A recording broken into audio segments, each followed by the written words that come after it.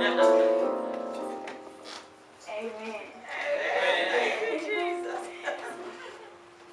And I asked him yesterday, I said, Uncle Hezzy, I still got to do this fuck word. He said, yeah. I said, okay. I said, I guess I'm ready. Well,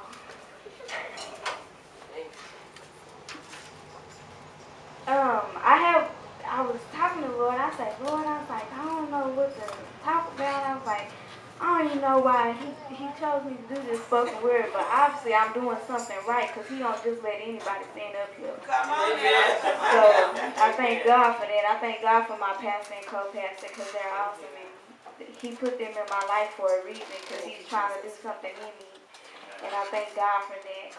Thank you, Jesus. So what I was studying on was it kind of deals with the fast we're going through. It's the Isaiah fast, and the Isaiah fast, it comes out of Isaiah 58. And my focuses were verses 8 through 11. And another part that I'll be coming from is Acts 9, 1 through 19.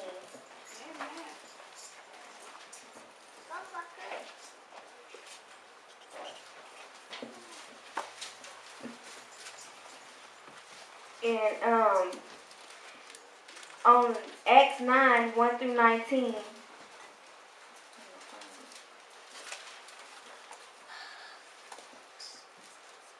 Co-Pastor, would you like to read that for me? Acts 9.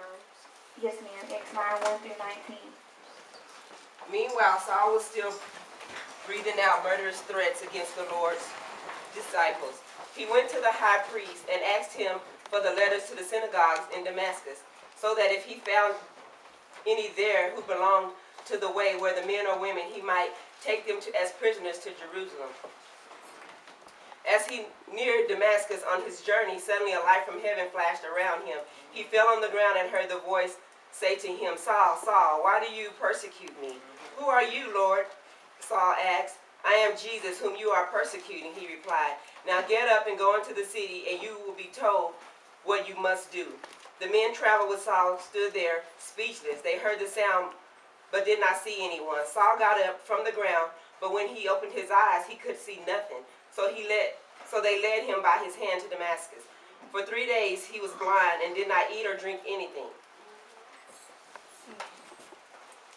Okay, and I chose that one because it ties in with Isaiah 8 to 11, which says, Then shall the light break forth as the morning, and thy health shall spring forth speedily, and thy righteousness shall go before thee. The glory of the Lord shall be thy reward. Then shalt thou call, and the Lord shall answer.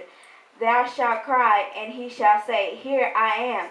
If thou take away from the midst of the yoke the putting forth of the finger, and speaking vanity, and if you draw out thy soul to the hunger, and satisfy the afflicted soul, then shall thy light rise in obscurity, and thy darkness be as the noonday.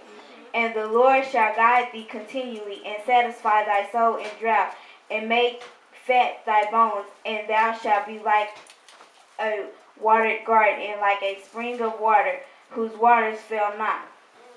And that just touched me because for the past 2 weeks, for the past week or so that we've been on this fast, he's been constantly giving us messages through the pastor that we need to get on track and need to be focused and not talk about thy brother and not lie on one another, that we're supposed to be here for one another and not turn our backs.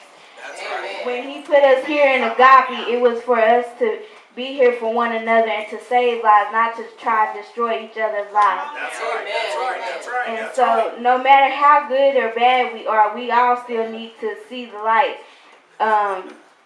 Jesus said that every person must become like a little child, see the light, and turn from sin in order to get through those golden gates. If y'all want to get through them golden gates, we need to be on track, Come on on, one that's accord, good. and we need to be That's successful good. through this fast. Come Pastor on. didn't make us go another week. If everything was right, we wouldn't have had to go on That's another right. week. That's right. That's Since right. we had to go on another week, there's still work that needs to be done, and God is telling us that we need to be on track. That's So right. I That's asked right. y'all to That's wake right. up and see this light, because if y'all ain't seeing this light, then man, we in trouble.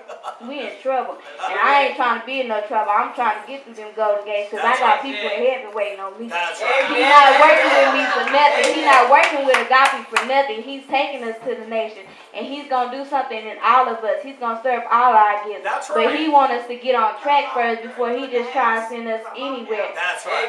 And I just thank God, and may y'all have been blessed with this word on today. Amen.